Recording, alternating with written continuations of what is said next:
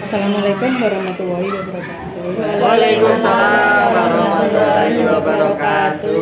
Bapak Sudadi, ini saya dan teman-teman dari SDN 1 Bangunrejo, Bapak Ibu guru semua, ingin mencari informasi tentang CGP.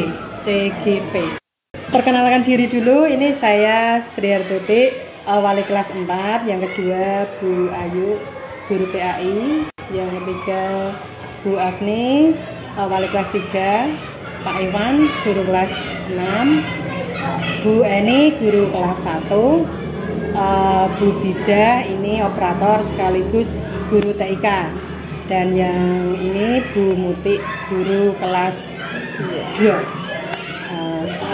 Iya Pak. Yang pertama begini Pak, saya itu sering menjumpai di media sosial semacam slogan begitu. Ada slogan seperti ini: tergerak, bergerak, menggerakkan. Iya. Nah, itu tuh maksudnya bagaimana gitu Pak? Terima kasih.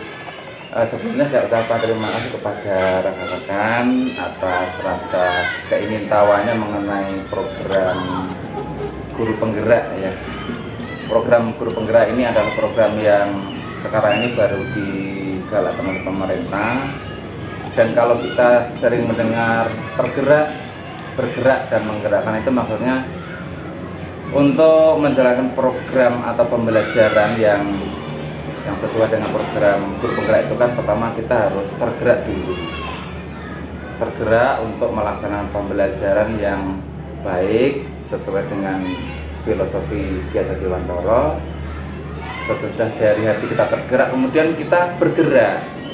Oh, ternyata filosofinya itu cocok kita terapkan. Kita bergerak untuk melaksanakan pembelajaran yang sesuai dengan filosofi pemikiran Ki Hajar Dewantara. Sesudah kita bergerak dari diri kita sendiri, kemudian kita mengajak teman-teman yang lain untuk bergerak juga, menggerakkan. Jadi misalnya saya di sini sesudah mendapat pelatihan, asalnya tergerak, kemudian bergerak, melaksanakan, mengaplikasikan apa yang saya dapat, kemudian mengajak panjenengan kami untuk bergerak. Jadi saya menggerakkan. Sesudah teman-teman, nanti saya kalau bisa itu menggerakkan di komunitas praktisi, misalkan di KKG, mengajak teman-teman melaksanakan pembelajaran sesuai dengan filosofi Ki Hajar Dewantara. Begitu. Terima kasih Pak. Yeah. Mungkin ada yang lain? Yang lain? Mungkin pertanyaannya lain mau nggak? Pak, walaupun saya tidak ikut guru penggerak karena masyarakat tidak mungkin kan. Saya juga ingin tahu Pak Devi kan sudah mengikuti pelatihan selama mengikuti satu bulan. Materi apa saja yang telah Pak Devi ikuti atau selama 1 bulan ini? Terima kasih Bu. Memang kita sudah 1 bulan berjalan ya. Berjalan itu materi yang pertama itu seperti yang saya sampaikan tadi, itu modul 1-2 Bu, itu isinya adalah filosofi pemikiran Ki Hajar. Filosofi itu di dalamnya ada, seperti kita dengarkan, ada 3 asas pembelajaran ya. Ada ing ngarsa sung tulodo, kemudian apa? Ing madya mangarsa tuturi. Jadi kita sebagai guru itu suatu saat harus bisa di depan memberi contoh, kemudian di tengah memberi semangat, kemudian di belakang memberi dorongan supaya anak didik kita itu selalu belajar dengan baik. Kemudian di yang pemikiran Yalil ada istilah asas kodrat alam dan kodrat zaman Bu. Jadi kodrat alam itu isinya bahwa setiap anak itu sudah mempunyai kemampuan dan potensi. Kemudian kodrat zaman itu guru itu harus bisa memberikan materi atau memberi bimbingan kepada anak bahwa budaya-budaya yang ada di sekitar sekarang berkembang itu, terutama yang sekarang kan internet sudah begitu ya, begitu kencang, itu kita sebagai guru harus bisa mengarahkan kepada anak. Tidak semua budaya dari luar itu bagus untuk budaya kita. Itu hubungannya dengan kodrat alam dan kodrat zaman. Seorang guru itu dianalogkan sama seperti petani itu. Petani dalam menanam jagung itu kan diumpamakan begini. Bibit jagung itu walaupun bibitnya tidak bagus, tapi kalau petani itu menyiapkan lahan yang subur, dicangkol, dibuat cara wong Jawa ladon ya yang bagus, kemudian nanti dirawat, rumputnya dibersihkan, otomatis bibit jagung itu nanti bisa menjadi tumbuh dengan baik. Tapi walaupun bibit bagus jatuh di lahan yang tidak bagus, otomatis nanti bibit itu kan tidak tumbuh. Begitu. Analoginya seperti itu. Jadi hal yang penting jagung itu apabila dirawat dengan baik akan tumbuh dengan baik, menghasilkan hasil yang baik. Tetapi petani tidak bisa merubah. Inilah yang dinamakan kodrat alam. Kalau jagung itu ya nanti akan tumbuh asik seperti jagung, tidak bisa berubah menjadi padi. Sama seperti anak itu ya kita hanya bisa memoles atau memunculkan bakat mereka apa. Maksudnya seperti itu. Itu yang modul 1, 2. Kemudian yang tadi dengan apa saja yang dipelajari itu ya. Kemudian 2 minggu yang terakhir itu ada 1, ada modul 1, 2 Bu. Itu membahas mengenai peran dan nilai-nilai guru penggerak. Peran guru penggerak itu misalnya menjadi pemimpin pembelajaran, kemudian mendorong kolaborasi. Kemudian di sisi lain ada nilai guru penggerak itu ada 5. Jadi modul 1 menerangkan tentang lebih ke fokus ke peserta didik. Yang modul 1, 2 ini ke bagaimana sih guru yang baik. Jadi baru 2 minggu Bu itu yang dua modul yang saya pelajari. Terus adakah momen yang menantang dalam pembelajaran materinya mungkin Pak? Oh gini, ternyata gini Bu, ada hal yang sangat terkesan bagi saya dan menantang sekali. Pada modul-modul itu kan ada istilahnya elaborasi sama kolaborasi. Itu istilahnya tatap muka atau meet ya, meet. Kalau kita sering mengatakan Zoom, teman ini pakai Google Meet ya. Itu kan mempertemukan antara fasilitator kemudian peserta. Ternyata dari sekian peserta yang menyampaikan pendapatnya, menganalisa sebuah materi itu ternyata luar biasa. Jadi saya merasa gimana ya, merasa menjadi orang yang ternyata itu banyak kemampuan saya yang kurang. Banyak mereka ternyata di luar itu sudah mempunyai kegiatan-kegiatan yang sudah bagus Bu, di mata anak-anak. Sudah melakukan pengembangan, pembinaan. Ternyata saya ini belum apa-apa dibanding mereka. Itu momen yang sangat berkesan bagi saya. Ternyata orang-orang yang masuk di sana itu memang orang-orang yang betul-betul punya kemampuan yang tinggi. Gitu Mbak, jangan gentar. Segera juga isi sudah menjadi angkatan ke-8. Dan menariknya begini, karena berbagai asal sekolah ya, dia kan lintas dari SD, TK, SMP, SMA itu kan tidak dipisah ya, menjadi satu. Jadi terlepas dari mapel dan tingkatan sekolah itu memang satu kelas gitu. Jadi di sana kita bisa saling sharing, banyak ilmu yang kita dapat. Itu luar biasa betul. Itu dari Bu Ani. Yang lain monggo barangkali Bu Metik nggih.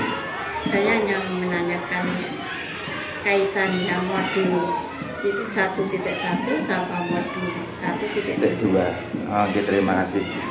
Sudah saya sampaikan sedikit di awal tadi Bu, kalau modul 1.1 itu kan mengenai dasar pemikiran filosofi Ki-Hajar gitu. Ki-Hajar itu kan istilahnya kita bagaimana sih mengajar yang baik, kemudian siapa sih anak yang kita ajar itu. Jadi di sana fokusnya bahwa anak itu memang sudah mempunyai bakat sendiri, kemudian ada pengaruh dari luar, bagaimana guru bisa memilah dan mendampingi anak supaya tidak bisa menyaring budaya yang bagus. Kemudian di sana dari guru karena mengetahui posisi yang seperti itu harus bagaimana gurunya. Kemudian yang modul 1, 2 itu kan membahas mengenai ada peran dan nilai guru. Jadi di sini sangat terkait.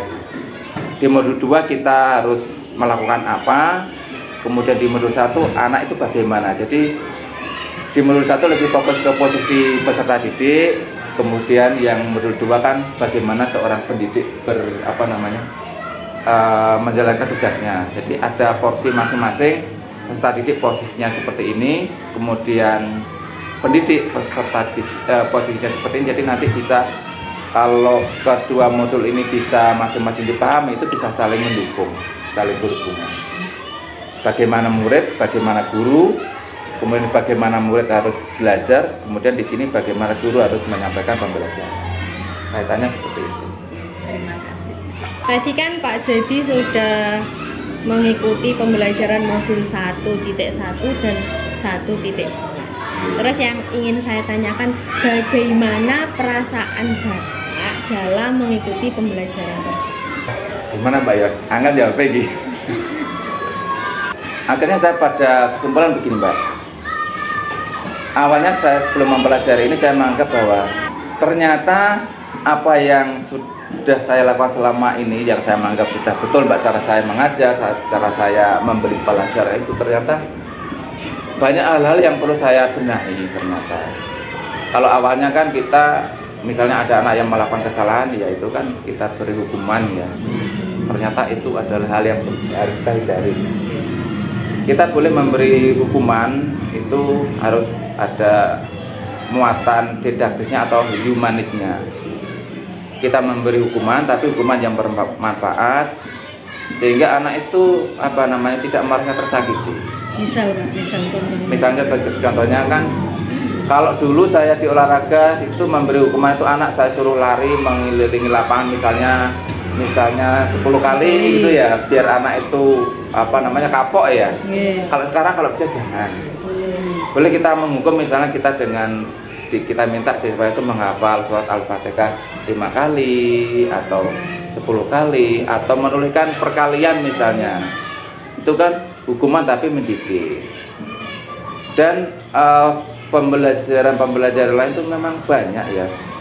Misalnya kita memberi materi itu kembali ke tadi kodrat alam ya. Anak itu kan sudah punya bakat tersendiri. Misalnya kita menanyakan perkalian konsentris ya, hasilnya 16. Itu kita tidak harus 4 kali 4 atau 16. Anak kita beri kebebasan. Misalnya 8 kali 2 bisa 16.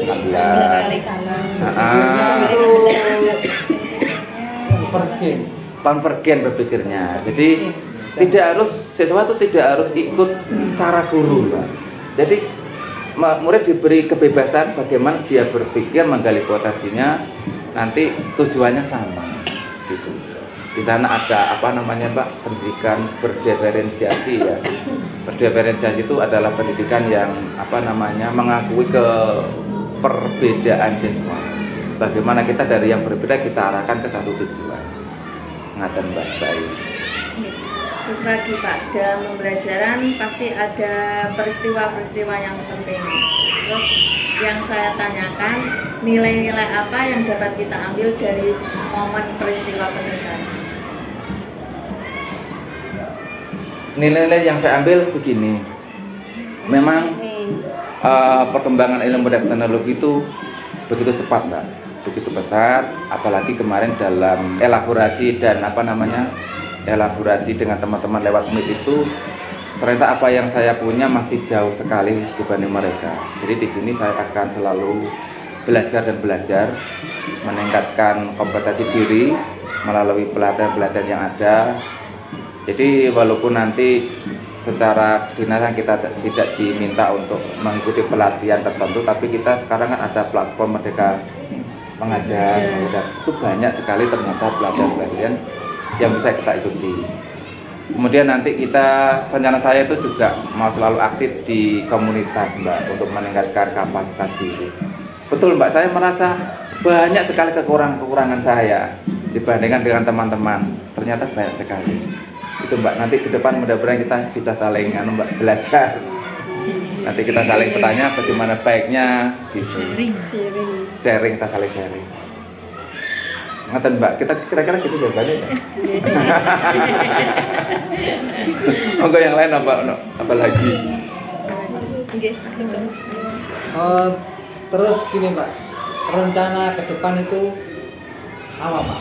Menurut jenengan setelah mengikuti pembelajaran modul 1 dan modul 2, modul 1 dari nilai guru penggerak dan guru penggerak rencana kedepannya apa?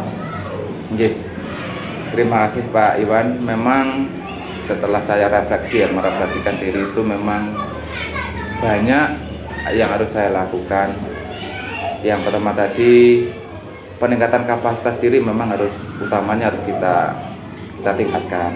Banyak belajar, banyak mengikuti pelatihan baik secara online maupun tatap muka. Kemudian penanaman nilai-nilai baik di dalam pembelajaran di sekolah itu, walaupun kita sekarang sudah ada, yaitu kalau kita pertahankan. Misalnya dari pagi anak kita berikan di depan kelas, terus mengucapkan asmaul husna, upacara secara rutin, senam dan lain-lain itu kita tingkatkan lagi. Kemudian yang tidak kalah penting, saya akan mengajak ke panjenengan semua, marilah kita bersama-sama memberi pembelajaran kepada anak yang yang memposisikan anak sebagai pribadi yang utuh, bahwa mereka sebetulnya sudah punya kemampuan yang kita gali. Jadi dari itu kita hanya bisa untuk memunculkan atau memulai kemampuan-kemampuan apa yang ada pada mereka. Kemudian ke depan saya akan selalu meminta pendapat panjenengan, apakah pembelajaran yang saya lakukan itu sudah betul atau ada kekurangan. Saya akan selalu merefleksikan diri. Jadi setiap ada kekurangan nanti kita saling mengisi, sehingga nanti pembelajaran yang kita lakukan benar-benar sesuai. Anak senang, mempunyai pembelajaran yang nyaman, kita juga apa yang kita sampaikan bisa terserah kepada anak. Jadi nanti tercipta suasana yang pembelajaran yang benar-benar belajar dan anak belajar dengan benar-benar. Begitu. Merdeka mengajar. Merdeka mengajar. Mungkin ada lagi, mungkin? Sudah. Sampun ya. Sampun. Ya, terima kasih Bapak Ibu dan teman-teman rekan saya di sekolah atas keinginan panjenengan mengetahui apa sih guru penggerak, apa sih program-program yang akan dijalankan. Mudah-mudahan kita ke depan bisa bersama-sama menjalankan pembelajaran yang baik untuk anak-anak. Terima kasih Pak Dedi informasinya. Semoga teman-teman dari SDN 1 Bangunrejo ini dapat menerima informasi Pak Dedi ini dan dapat mengaplikasikannya dalam pembelajaran dan nanti tergerak untuk bergerak dan belajar menggerak. Amin. Semoga saja Pak Dedi begitu, karena ini yang pertama Pak Dedi ya, guru penggerak ini dari SDN 1 Bangunrejo, mungkin bisa menular kepada yang lain. Semoga saja Pak Dedi. Semakin banyak guru penggerak di sekolah kita, semakin bergerak sekolah kita dan setelahnya menggerakkan sekolah yang lain. Jadi terima kasih Bapak Ibu. Wassalamualaikum warahmatullahi wabarakatuh. Waalaikumsalam warahmatullahi wabarakatuh. Ika.